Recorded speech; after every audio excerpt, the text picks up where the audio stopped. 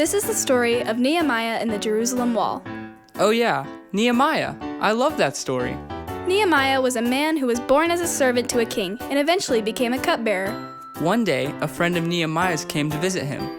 He told Nehemiah of how the wall in Jerusalem that kept all the people safe had been torn down and destroyed. Nehemiah was very sad when he heard that. He wept and prayed for days for the people of Jerusalem.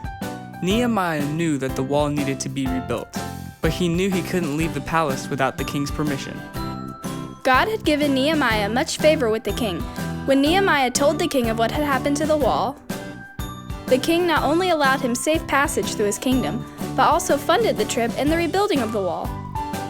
I wonder if Nehemiah was afraid to leave the land he had known for so long.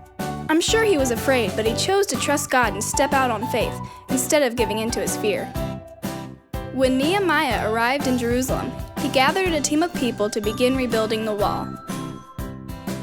While they built the wall, Nehemiah and his men were made fun of. They were trying to keep them from rebuilding the wall. I wouldn't want people making fun of me. But that didn't stop Nehemiah. He cared more about what God thought of him than what those around him did.